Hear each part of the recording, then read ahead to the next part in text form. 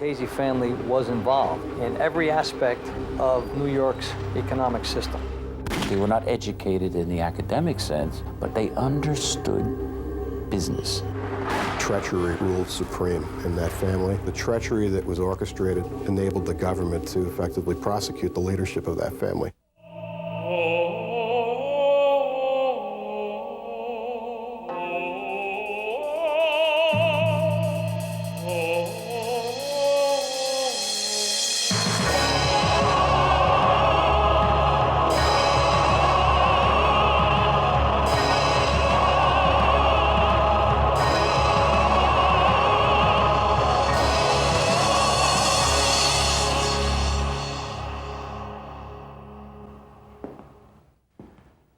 Not long ago, the question of whether the Mafia existed at all was a valid topic of debate.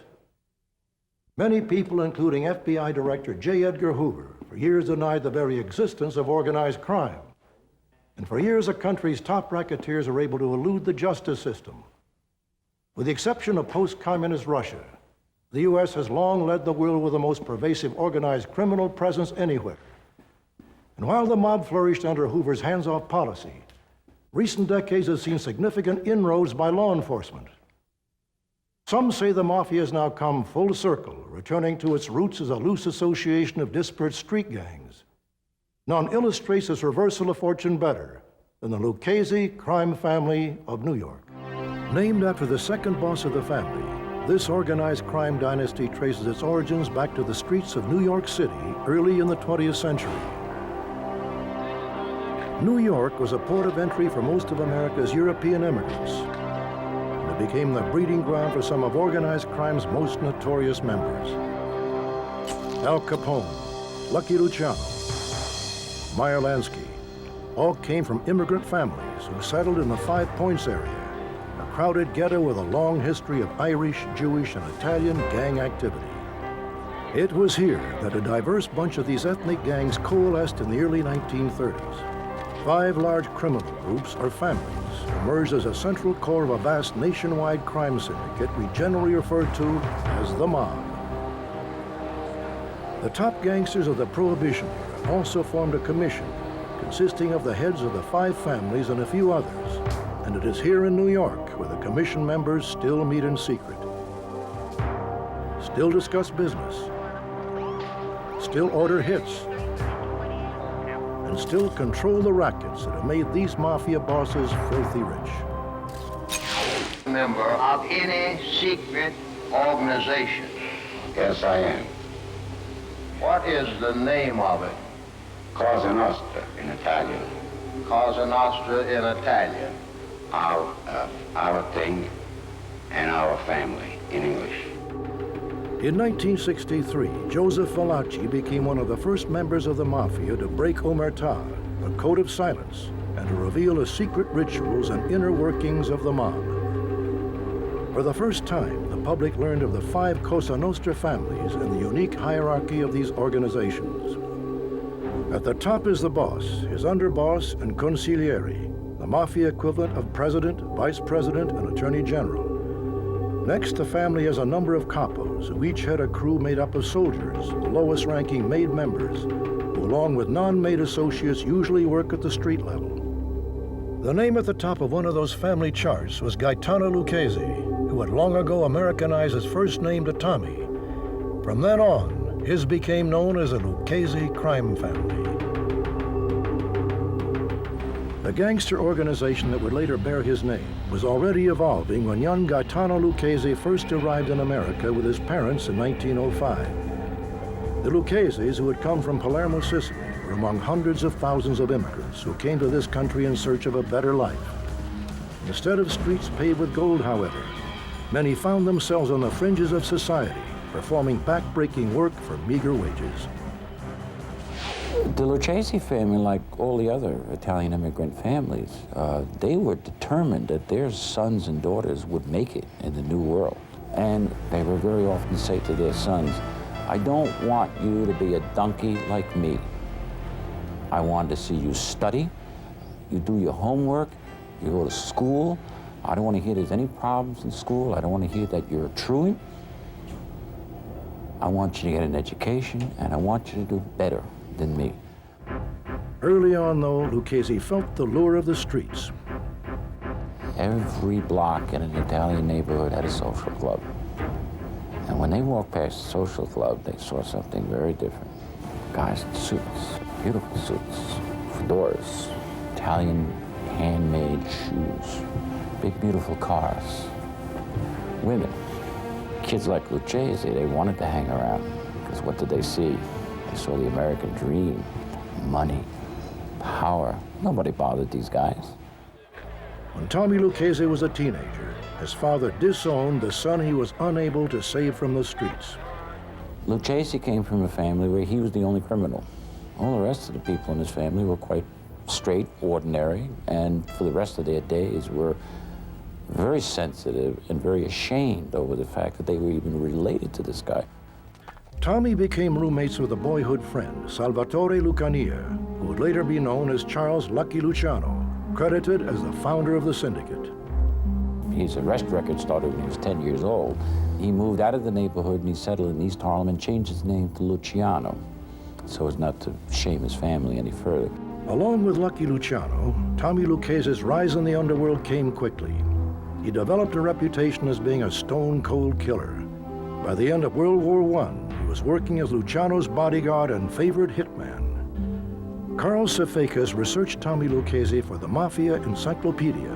By that time, he was already active with Luciano and the others, and Albert Anastasia. Now, Albert Anastasia was considered the worst killer of them all. He was the Lord High Executioner of Murder Incorporated. Luciano, I always thought Lucchese was a better killer than him.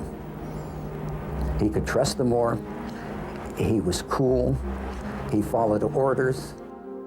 Really, the modern American Mafia, as we know it, was born up on those streets in the boyhood rumbles of guys like Luciano, Lucchese, and Frank Costello, and Vito Genovese. They all knew each other, and they were all in the same, what was called a borgata. Borgata means like a gang of delinquent boys. East Harlem was a really tough immigrant neighborhood. I mean, it was poor, it was violent, it was squalid, it was crowded. But it also produced Fiorello LaGuardia, and it produced judges, and it produced distinguished businessmen. Why, in an immigrant neighborhood, why do some go into the Borgata and some go to college? We don't know. Lucchese, Luciano, and many of their friends eventually became members of the large gang run by Joe the Boss Masseria, a Sicilian who operated out of the Italian neighborhood of East Harlem. Bootlegging was their main source of illegal profit, made possible by the national ban on the sale of alcohol.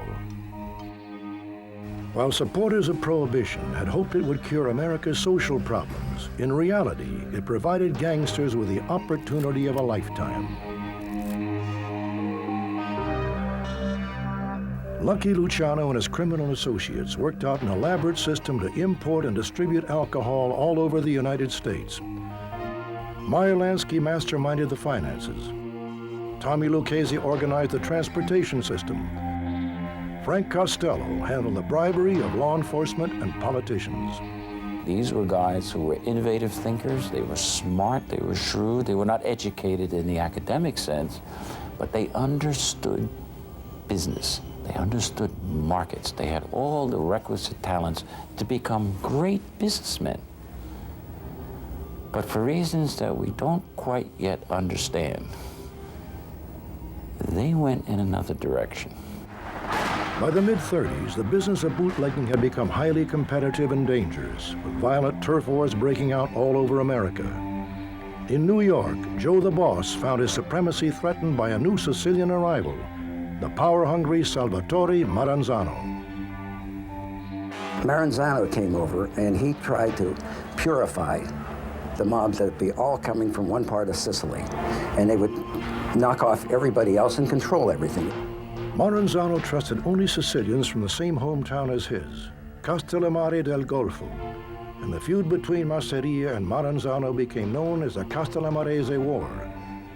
As the war escalated, the younger Americanized Italians and their Jewish gangster partners plotted to rid themselves of what they call the old Mustache Petes, whose rivalry they viewed as an obstacle to true wealth. Meyer Lansky summed it up best. He said, look, Chevrolet salesmen don't shoot Ford salesmen, do they? He had made his point. Why are you shooting each other? There's plenty for everybody. An ambitious and cunning Lucky Luciano pretended to defect to the Maranzano camp. He then lured his old boss, Masseria, to a Coney Island restaurant where Masseria was executed, reportedly by Vito Genovese, Joe Adonis, Alfred Anastasia, and Bugsy Siegel. Maranzano claimed victory and called a meeting of all the Italian gangsters, proclaiming himself boss of bosses. He then divided up the business amongst those most loyal to him. This was the beginning of the Mafia crime families as we know them today. Maranzano formed 5 specific organizations, okay, and he set them up along the lines of a Roman legion. He didn't call them families. They were set up just like Roman legions. And they were to control strictly the crime within their very specific organized territories. But there were those who found fault with the new system. Luciano and Genovese were under him, but they saw that he was opposed to working with the Jewish mobsters, and if you were in bootleg at the time, you had to be involved with the Jewish gangsters like the Purple Gang that dominated bringing over liquor through Detroit. Meanwhile, Maranzano knew he'd have to get rid of the fast-rising Luciano. But Luciano had sent over Tom Gaetano and Tommy Lucchese as spies in the Maranzano camp. Maranzano was no fool. He knew he had to get rid of Luciano and the whole bunch, and Costello and the others. So he was planning to kill them all. However, the 2 spies that he trusted very much was Gagliano and Lucchese. Lucchese warned Luciano of the plot. The Luciano loyalists then counter-plotted and sent Lucchese to Maranzano's office on the pretense of having urgent business to discuss.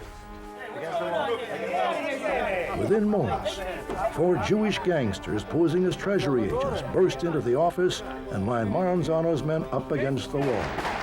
Lucchese fingered the victim, and the assassins carried out the hit on Maranzano. Lucchese ran out, and when the police came, there was nobody there except a dead man. And that cleared the way for the American Mafia to be established. With great criminal vision, Luciano, together with his Jewish mobster partner Meyer Lansky, established a national syndicate of organized crime and the commission to act as governing body. In New York, the 5 families set up by Maranzano were reorganized, and Tom Gagliano was given leadership of one of them, with Tommy Lucchese as his underboss. After Gagliano died from natural causes, Lucchese took command and led the family to its most prosperous and peaceful era. Though his main occupation was mob boss, Lucchese kept a low profile and maintained a front in the garment business to camouflage his criminal activity. He controlled one of the big dress companies there, and at the same time shook down all the others. They were taking like 30, 40 grand a year for you to stay in business. The real money, of course, was in the rackets Lucchese had come to learn so well. Along with loan sharking, the Lucchese family ran another traditional big moneymaker, gambling. It was a time-honored business for gangsters, Italian, Jewish, or other. But Bugsy Siegel would walk down a street, and what first attracted him was gambling. There were gambling games out on the street, crap games. People rolling dice up against a brick wall. And he'd look down and be piles of money laying around, people betting money. They can set up dice rooms, and it may not sound like much, but when you have 6 dice rooms going 24 hours a day with high rollers, you're taking in thousands and thousands of dollars an hour. The mob didn't always agree on business. One of the rackets that caused the greatest dissent was heroin dealing. Tommy Lucchese opposed drug trafficking as it left the family too exposed to scrutiny on the streets. Others, unable to ignore the enormous profits, embraced it. All took their share of the profits from the illegal trade. Lucchese got his cut. you know, he kept away from it, but he expected his cut. But organized criminal groups have always made money with such favors as gambling, prostitution, and extortion. It was mostly after Prohibition that the mob began looking for new rackets to exploit. Tommy Lucchese's outfit was particularly adept at coming up with lucrative new schemes to bring in piles of cash. They were involved primarily in crimes such as murder, loan sharking, gambling, labor racketeering, obstruction of justice, political corruption. You name it, the Lucchese family was involved in every aspect of New York's economic system. Lucchese learned that the secret to a successful industry racket is to seize control of a key union, then put the squeeze on the business owners. This tactic was especially effective in the garment and construction trades. In the case of the garment center, organized crime, the Lucchese family specifically discovered that there is one key to trucking, that's Teamsters Union. There is one Teamsters Union local which represents virtually all the truck drivers in the garment center. Now, if you take control of that local, as they did, now you've got power. Why is it power? Because if the Teamsters Union suddenly goes on strike, nothing moves. The same was true in construction. As an assistant U.S. attorney, Michael Chertoff learned how the mob operated. They had the ability through the labor unions to stop a job, to delay a job, to make sure that the concrete was delivered in a manner that would be disruptive to the progress of the job. And they knew that by creating these kinds of problems, they could cost the companies millions of dollars. Now, we're talking here about hundreds of millions of dollars. We're talking about four families primarily: the Colombo family, the Genovese family, the Gambino family, and the Lucchese family. But the bosses of these four families had 6 general contractors, 6 construction companies that only these companies were allowed to bid on major projects in New York City. For every job that was over $2 million, the contractor that got the contract had to kick back to the families 2%. The Lucchese leaders took the construction racket a step further than the other families. The Lucchese family had one little specialty that everybody had overlooked, but they found it. They realized something, which is that if you're making construction-grade concrete, you need stone. Now, it turns out, they discovered, that almost all the stone comes from quarries in Connecticut. Well, they ship it by water, and it comes into Long Island. But there's only one port in Long Island that handles it and then processes it for construction purposes. Perfect scenario. They got control of the stone business. The Luccheses lent new meaning to the old saying, one man's trash is another man's treasure. They gained control of the carting industry and hauled in millions. The World Trade Center at one point, their garbage bill was $1.1 million a year. That's a lot of garbage, but not $1 million worth of garbage. What could the World Trade Center do? They found out there was only one garbage hauler which would pick up their garbage. Some business owners rebelled against the mob, but found themselves fighting a dangerous battle. There was always the threat of violence. You know, we had tapes where mobsters would sit with contractors and tell them stories about people who had disappeared or people who had gotten beaten. And all this was designed to send the message that it could happen to you. So let me get this straight. You guys want me to go with your carting company, even though it'll cost me 3 times as much as I was paying at my old location? That would be the smart thing to do. What if I say no? What if I don't want to use you guys? You can't force it. Hey, it's a free country, pal. We ain't gonna make you do nothing you don't want to do. That's right. This is a business decision that you gotta make. You familiar with Alden Supply Company? Yeah, they're across the street. That's right, Ken Strauss, the owner. What's he been missing for about a month now? One day he just didn't come home from work. The problem problem was that Kenny made some bad business decisions. They divvied up private businesses such as the carting business or concrete business for themselves. They ran their businesses contrary to the American way. They ran it their way. They enforced their control over businesses and industries through fear. For over 3 decades, Tommy Lucchese ran his criminal empire to great success without getting knocked off or imprisoned. He also successfully kept his personal family well insulated from his Mafia family. He died of natural causes, and after his death, his surviving relatives actually changed the spelling on his tombstone to keep outsiders away. Before he died, Lucchese had one last bit of underworld business to tend to, picking a successor to run the organization. His choice, with approval by the commission, was a protege from the old neighborhood in East Harlem, Anthony Corallo.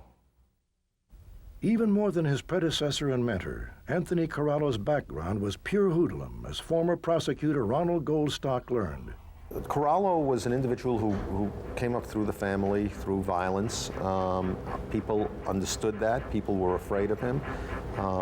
He was a person that was respected, and so for him to head the family was not surprising. There was only one thing standing in the way of a smooth transition of power. Corallo was heading to a prison sentence on a bribery conviction, an unusual event for the mobster nicknamed Tony Ducks for his ability to duck the law. Corallo was a person who believed in murder as a means of accomplishing their ends. He was an individual who grew up understanding what power meant and physical violence could do. And he practiced that from the time that he began criminal activities through his years as a labor racketeer into controlling the family. Corallo began his Mafia career in the Lucchese family stronghold, the Garment District. By the 1950s, he was one of the biggest labor racketeers in the country. He and an associate allegedly put into power the most infamous union boss of all time, James Hoffa. It is a complex area, and a lot of traditional organized crime groups really didn't know how to exploit it. Tony Ducks Corallo, Johnny Diaguardi did. Johnny Dio was the individual who created the paper locals in the Teamsters Union, which enabled Jimmy Hoffa to become the president. Tony Ducks Corallo played a menacing role within the area of labor racketeering. For decades, gangsters operated with virtual impunity. On a local level, law enforcement was corrupt from top to bottom. At the national level, a limited war was fought by the Federal Bureau of Narcotics, while the FBI, under the rule of J. Edgar Hoover, officially said there was no mob. For a long time, until he was embarrassed into admitting the existence of organized crime, Mr. Hoover refused to admit even the existence of organized crime. Various explanations for Hoover's position include persistent rumors of a secret personal life. Mob threatened to expose his lifestyle. The idea of charging a person with being a member of a mafia family was unheard of because of the difficulty the government would have in trying to prove that. They didn't have the inside witnesses. They didn't have the tape recordings of discussions between members of the mafia who would recite the names of the families or the leadership, who they might be, or the positions held by this guy and that guy. That came later. Hard jail time was the furthest thing from the minds of the wise guys, but that too was about to change. After years of operating independently, local, state, and federal law enforcement agencies began cooperating. Ronald Goldstock headed the New York State Organized Crime Task Force in the 80s. For a period of time, law enforcement had been fighting a war of attrition.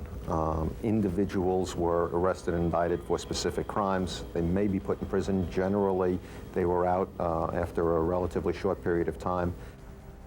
The FBI found it a frustrating experience. We would find a witness.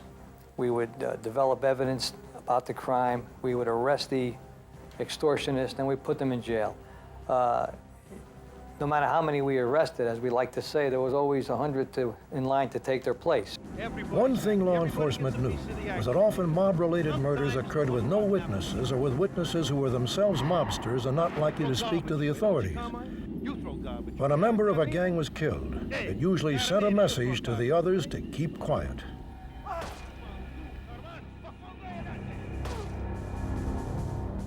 That all changed with the RICO statute and electronic surveillance in 1968 and 1970, and other methods of dealing with problems of organized crime where you could look at them as groups of individuals committing patterns of criminal activity. Greg O'Connell and other prosecutors recognized the importance of the RICO statute.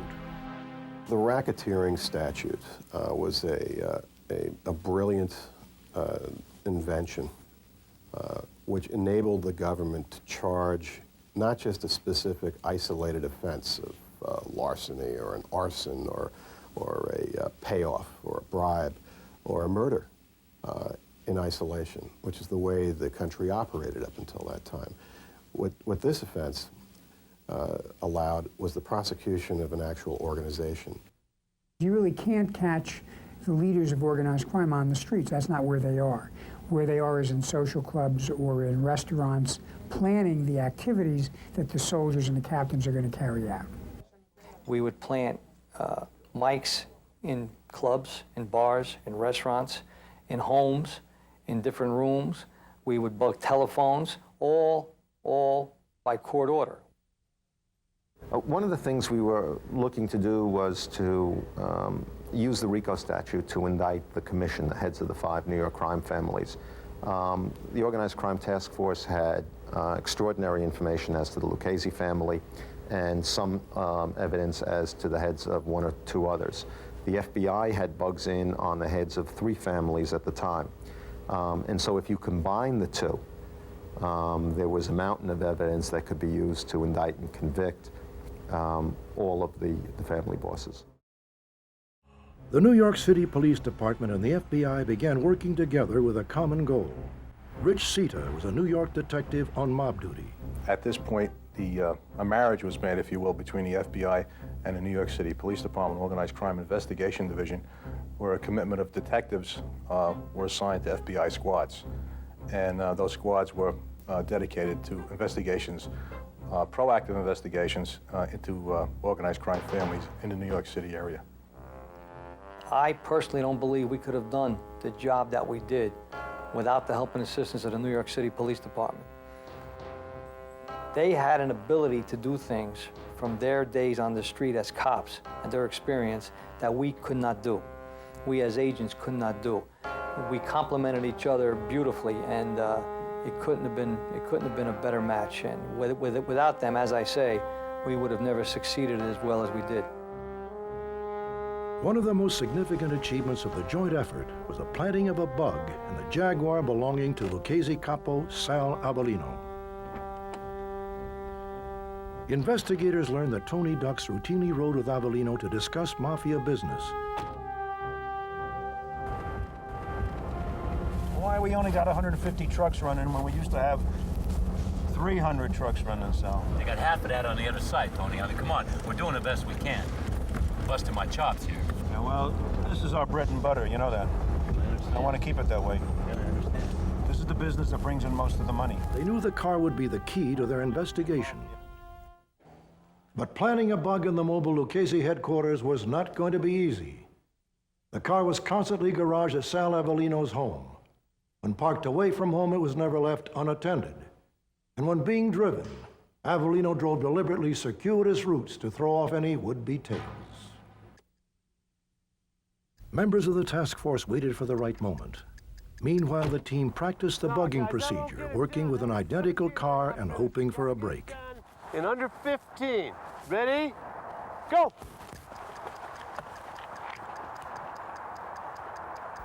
That opportunity presented itself one rainy March night when Avellino drove to a catering hall in Long Island for a garbage industry function. Avellino turned the Jaguar over to 2 of his hoods, whose job it was to stand watch over the car while their boss was inside. Meanwhile, the team of bugging experts were watching from the far end of the parking lot. With rain pouring down on them, the two guards finally decided it was safe to leave the car briefly and ducked inside the hall.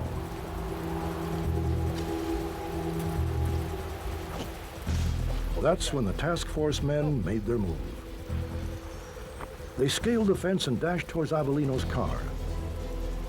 In one motion, they opened the door and went to work on the dashboard, while one of the team kept watch with a walkie-talkie in back in case anyone approached the car. Within minutes, they had planted the bug. And just as quickly as they got in, the team exited the car and closed the doors, being careful not to leave any telltale drops of water inside. When Avellino left the catering hall later, his two bodyguards helped him into the car, none of them suspecting even remotely that the Jaguar had been tampered with. Here, Tony Ducks and Avellino can be heard discussing the merits of inducting their sons into the Mafia. Andy Russo just made his other son, the youngest one. Boy, I guess on the last, recently, I don't know when, I mean, you know, in the last year. Go ahead, kid. Yeah, he made his two sons. So you'll make him kid? No, not now. I mean, not my thinking right now is no. Might change 5 years from now, 10 years from now, but right now my thinking is no. The original objective of the investigation was to capture evidence, collect as much evidence about the carting industry. Well, what do you know? They caught conversations of the boss of the Lucchese crime family speaking about a variety of crime family interests, including the concrete case. And those tapes were the foundation for what was later known as the Commission case. This was the effort by the U.S. Attorney's Office to bring down the heads of all the New York crime families. Michael Chertoff was the lead prosecutor. What the case did was we essentially proved the activities of the Commission over a 50-year period. We had evidence about the famous 1957 meeting of the bosses in Appalachian, New York. We had evidence of other Commission meetings, and we actually demonstrated members of the Commission engaged in dividing up the proceeds of extortion in the construction industry in the city of Manhattan. Bosses and their lieutenants sitting down and talking about how to cut up the money that they were receiving from concrete companies that were paying off on every contract that they engaged in Manhattan. Basically what the Commission did was divide up every contract involving the pouring of concrete that was over $2 million in value among the four families. The Banana family was cut out of that conspiracy. And every job would result in a payment of 2% of the contract price to the bosses, who would then divide it up among the various families as their share of this extortion operation. We also proved that the Commission had authorized the murder of Carmen Galante, who was the boss of the Banana family in 1979, and we did that in the old-fashioned way. We used fingerprint evidence, we used eyewitness evidence, and we used circumstantial evidence from videotapes and photographs. And with that evidence, the wiretaps, the physical evidence, the fingerprints, we were able to put together a picture of the activities of the Commission really going back to the early 1930s. When the case ended, the top ranks of the New York Mafia were off to prison. Tony Ducks was sent away for the rest of his life. It was a milestone in the war against organized crime. All of us who worked on the case knew it was going to be a legendary case. This was the top echelon of the Mafia. For the first time, we were going to prove the existence of a commission, that there was a nationwide syndicate. We were going to prove events that had occurred 30, 40, 50 years ago that one had read about, but that had never actually been established in court. We knew that to take down the bosses, who were long viewed as the most secretive and the most hidden and the most powerful members of organized crime, would be a devastating blow. And at the end of the case, when every single defendant was convicted on every single count, I think we felt we'd achieved a victory that was really remarkable. Subsequent to his conviction, along with other top mobsters, Tony Ducks Corralo was handed a 100-year prison sentence. His 2-decade term as boss of the family was finished. When he turned over the reins of power to Vic Amuzzo, Corralo probably didn't know that he was indirectly contributing to the downfall of his own crime family, and to a certain extent, the entire New York Mafia. Former Assistant U.S. Attorney Greg O'Connell believes the assumption of leadership by Amuso and his chief aide Anthony Gaspipe Casso was a major turning point.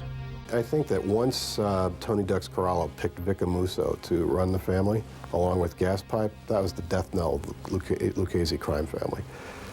It was a reign of terror in the Lucchese crime family, where treachery ruled supreme in that family, and where the treachery that was orchestrated by Amuso and Casso enabled the government to effectively prosecute the leadership of that family.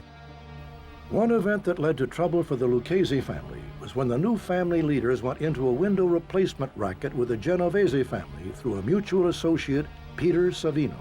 What happened was Peter Savino, as a Genovese associate, who was directly associated with a guy named Jerry Papa, who was then a soldier in the Genovese crime family, were looking for a business to enter, not just any business, but some profitable business they might know something about, and they were experienced in construction. And Peter Savino had met someone who was involved in the window replacement business and thought that might be a lucrative industry for him to enter. In the 70s, we all experienced the oil shortage and the dramatic rise in pricing in fuel oil and gasoline. And it became readily apparent that it was cost-effective to replace windows in your home and in businesses to offset the price of heating. The New York City Housing Authority, if you looked at New York City, you saw the number of housing projects, housing developments that they had a tremendous amount of windows and a tremendous amount of money that they were pouring into heating. It all came as a part of a program to better insulate the buildings and reduce energy costs. So these many buildings in New York City and elsewhere in the country didn't have thermopane windows. They had windows that had been there for 40 years that let a whole lot of heat out and a whole lot of cold in. It didn't take the LCN very long to figure out an angle, and the angle was to have selective installers bid rig, get the bid, and then assess them a price of $2 per window for labor piece. If you multiplied the number of housing developments by the number of windows in place that have been replaced, you can see the significance of this windows case. While Vic Amuso and Tony Casso waited for profits to pour in from the window racket, the law began to catch up with them. A murder investigation led authorities to victims buried under Peter Savino's factory. Upon digging up those bodies, as we were standing there watching this evidence come to us, we realized that we had what we needed to roll and to confront and roll yet another very influential and knowledgeable person in the Genovese family, and that was Peter Savino. And he ran around for 18 months, wired up in a secret undercover investigation against numerous members and captains and an underboss and consiglieres of various crime families, until finally we pulled the plug. The windows case was successfully prosecuted through a cooperating witness, Peter Savino. He had the inside knowledge, if you will, of the machinations that occurred that allowed this case to proceed. How the bids were rigged, how the payments were extorted and distributed.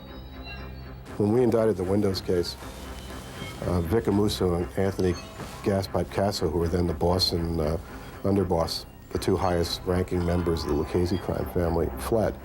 And while they were on the lam, they began a series of contracts on their own leadership,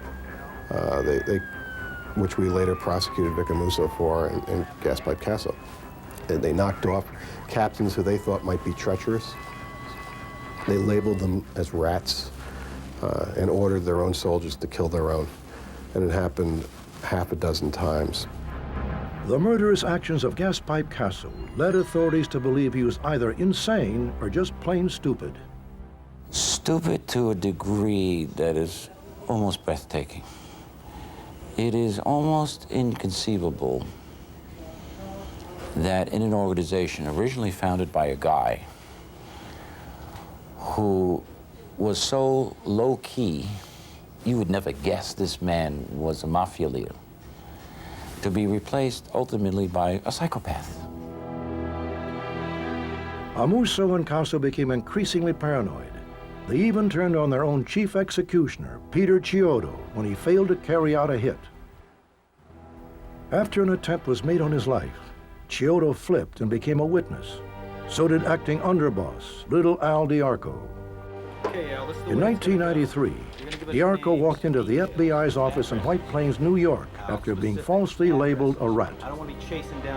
It was an event law enforcement was waiting for in their ongoing war against one of the world's most successful criminal dynasties ever. This is it. Let's hear it. Okay. I'm going to tell you what I know, and I'm going to tell you how I know it. For the Lucchese family, the curtain was closing. Prosecutors were able once again to strip away the top layers of the family leadership. Vic Amusa is still the boss of the Lucchese crime family. And that's what I think the government's view of the situation, based on the evidence, their current understanding, is that he hasn't relinquished control, but he could. Former FBI agent Bonavolanta believes the Lucchese family is in serious trouble. The new leaders, the leaders of today, the second and third team, as I have always called them, they're tied not by honor, respect, and family. They're tied by the economy. They're tied by money. They're tied by greed. And greed and money, those ties are much easier to break than honor, respect, and family. So what we're finding is a much less competent Mafia leader today, La Cosa Nostra leader today, than we had in the 70s and 80s. You know, you ever see those charts? You know, the original Neanderthal or the Lucy, wherever it is, the earliest man that they look sort of ape-like. But as the time goes on, they get smarter, their brain cases get bigger, and now they're erect Homo sapiens in business suits. It's the opposite way here. Though Thomas Dewey promised to rid the country of the mob, and Robert Kennedy made the same promise decades later, it has only been in recent years that new laws and new approaches to fighting organized crime have started to pay off. Federal, state, and local police have finally figured out how to work together effectively. Legislators have at last given prosecutors laws with teeth. The once powerful dynasty that was the Lucchese family has also been affected by cultural changes since the early 1900s. Old world traditions transplanted in the land of opportunity provided just the fertile conditions needed to produce such criminal masterminds as Lucky Luciano, Meyer Lansky, and Gaetano Lucchese.